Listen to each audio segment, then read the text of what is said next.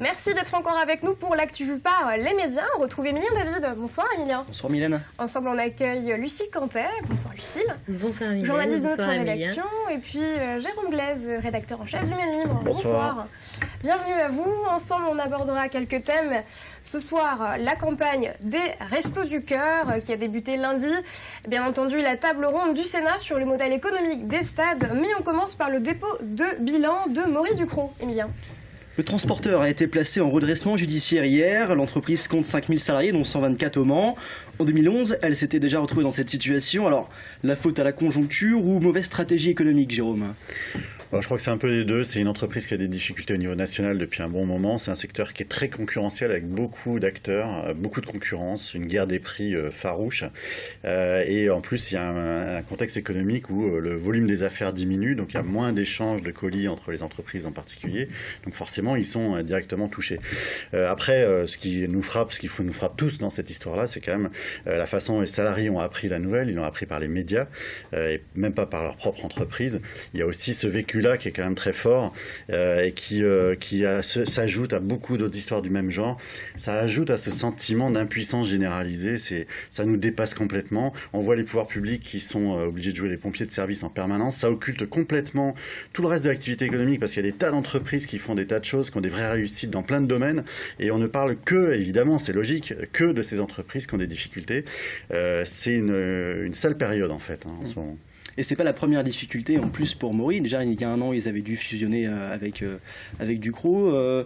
Lucille, vous êtes du même avis que Jérôme? Alors oui, la concurrence elle est énorme, elle vient de France mais aussi d'Europe, des pays de l'Est, il y a énormément de transporteurs qui se multiplient et puis les volumes diminuent. Alors oui, il y a eu ce redressement en 2011, déjà 2012. On se dit que ça n'a peut-être pas très bien fonctionné pour qu'ils se retrouvent à nouveau dans cette situation, mais est-ce qu'il y a les clés? Est-ce qu'on peut vraiment sauver cette activité? Et ça, c'est la question qu'il faut se poser. Alors après, ils ont quand même 6 mois, c'est 6 mois d'observation au niveau national pour essayer de trouver des solutions, des repreneurs, etc. Mais quand même, les syndicats disent qu'ils craignent 2 à 3 000 suppressions d'emplois rien qu'en France, enfin en France. Donc ceux du Mans sont quand même largement dans le collimateur. C'est une énorme entreprise qui fait travailler 5 000 personnes. Donc, c'est plus de la moitié, ça veut dire qu'ils peuvent être licenciés. Il y a des enjeux considérables, évidemment. Donc, apparemment, c'est le plus important dépôt de bilan depuis Moulinex en 2001. Donc effectivement, c'est un dépôt de bilan très important. Alors, l'actionnaire principal, Arcole Industries, propose un plan de reprise partielle pour Maury Ducrot. Alors, est-ce que c'est un véritable espoir, justement, pour les employés ou c'est juste un chemin vers une plus lente agonie Alors, ils proposent ce plan, mais s'ils arrivent aussi à fonctionner avec l'État, avec le gouvernement, donc il faut aussi attendre de voir ce que va dire Arnaud Montebourg. Il a dit que l'entreprise pouvait faire partie des nouveaux plans d'aide mis en place par le gouvernement, mais ça, rien n'est sûr pour l'instant. Donc, voilà, il y a encore beaucoup de critères à définir pour voir si ce sauvetage partiel peut vraiment être mis en place. Oui, non, évidemment, il faut saisir toutes les chances possibles. Là, les pouvoirs publics, comme vous venez de le dire, se sont mobilisés. Maintenant, on est dans un contexte tellement difficile, il y a tellement d'entreprises en difficulté aujourd'hui qu'on ne va pas pouvoir, évidemment, distribuer l'argent qu'il n'y a pas, d'ailleurs, à tout le monde.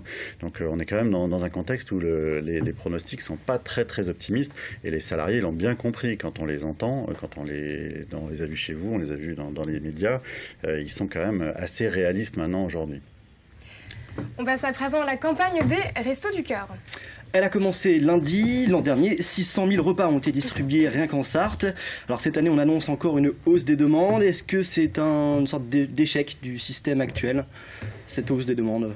Jérôme. Ça traduit surtout le contexte qu'on vient d'évoquer, c'est-à-dire qu'il y a quand même beaucoup de gens qui ont des difficultés matérielles importantes et qui sont obligés de se tourner vers ces organismes-là. Les Restos du Cœur, je crois, l'année prochaine, ce sera leur 30e campagne. Vous voyez, c'est quand même quelque chose, quand ça a été créé, c'était censé durer quelques années, on voit bien que ça dure. Et aussi, ce qui se pose comme question aujourd'hui, c'est tous les gens qui n'ont pas de solidarité familiale autour d'eux, en fait, parce qu'on voit bien que tout le monde se replie sur son noyau familial en ce moment. C'est un peu, on ferme les écoutilles, on reste entre nous et on regarde le reste du monde avec pas mal d'inquiétude et éventuellement on exprime tout son désarroi et sa colère sur Internet. On voit bien que c'est ça aujourd'hui. On a fait une expérience assez intéressante il y a quelques jours sur notre site Internet. On a posé la question aux internautes, est-ce que vous seriez prêt à donner à une association caritative? 70% répondent non. Donc ça veut dire qu'aujourd'hui, ils préfèrent éventuellement aider leurs proches, leur cercle proche, plutôt que de se tourner vers la solidarité plus éloignée. Et c'est encore pire quand on pose la question, est-ce que vous êtes prêts à aider les victimes du typhon aux Philippines ? 3% des internautes ont répondu oui, 3%. 80% non. Donc ça veut dire qu'aujourd'hui, tout le monde se resserre sur son noyau proche et essaie de faire face comme il peut à ces difficultés. Les Français peut-être trop sollicités, Alors oui, ils sont beaucoup sollicités et puis effectivement, chacun connaît un problème près de chez lui, soit est concerné. Roger Miot, qui est président des Restos du Cœur en Sarthe, était sur notre plateau en début de semaine. Et lui, il disait qu'il y avait beaucoup de jeunes actifs aussi qui arrivent et qui cherchent du travail, qui a cette période de chômage qui est difficile pour trouver du travail. Et puis des personnes comme ceux qu'on peut voir avec Maury Ducrot qui se retrouvent, ou qui risquent en tout cas de se retrouver sans travail. Donc il y a tous ces actifs qui rejoignent ceux qui étaient déjà dans une situation précaire avant. Et ça a tendance peut-être à rendre la société un petit peu plus individualiste. Après, est-ce que les gens ne sont pas prêts à aider ? Je crois peut-être qu'ils ne peuvent pas aider tout simplement. Justement, Lucille, vous parlez des responsables des Restos du Cœur en Sarthe. Apparemment, il a annoncé que justement le don moyen augmenterait dans le département. Je voulais juste noter que sociologiquement, on remarque souvent cet effet de ralliement sur soi lorsqu'il y a une crise. Je ne sais pas ce que vous en pensez, Jérôme Moulin. Oui, c'est vrai, évidemment. C'est un phénomène qu'on observe à chaque fois qu'il y a une crise. C'est un peu sauf qui peut, hein, chacun a sa peau. C'est parfois un peu dommage parce que c'est vrai que c'est justement des périodes où il faut plus de solidarité, plus d'entraide.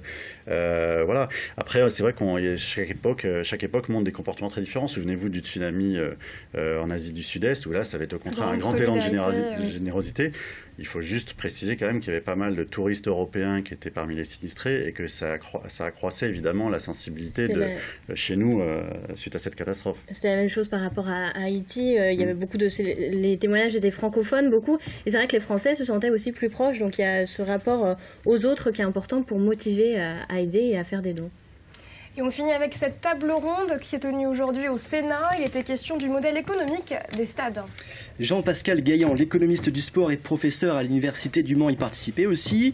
Et il a prononcé cette phrase: il y a un déséquilibre entre les compétences des majors du BTP et la municipalité un peu candide. Alors ça veut dire quoi ? Est-ce que ça veut dire que le Mans s'est un peu fait avoir quelque part, Jérôme ? C'est sûr que quand on a en face de soi des entreprises de cette taille avec cette expérience-là, comme Vinci et d'autres, il faut soi-même être assez solide juridiquement pour pas tomber dans certains panneaux. Alors, est-ce que la ville du Mans est tombée dans des panneaux ? Je dirais pas jusque-là.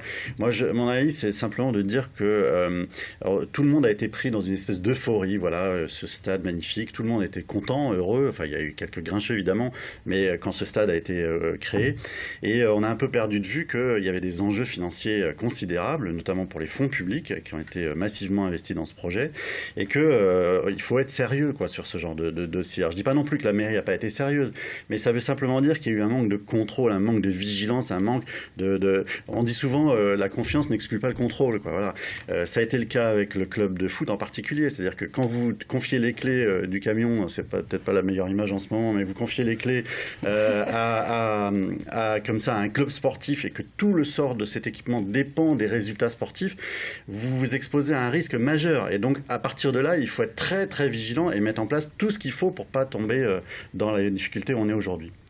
Ouais, 25 000 places, c'est peut-être un peu surdimensionné quand même. Oui, très surdimensionné même pour la ville. Et puis voilà, la ville doit aussi répondre aux pressions des clubs, des sportifs. Il faut que les infrastructures soient impeccables, hyper modernes, et ça a un coût. Après les 25 000 places, c'est un choix qui a été fait qui n'était peut-être pas le meilleur. Et puis le scénario aujourd'hui, la situation du Mans FC, on n'aurait pas forcément pu l'imaginer, mais on aurait peut-être pu quand même prévoir une situation plus pessimiste que ce qui avait été imaginé par la ville il y a maintenant 2 ans.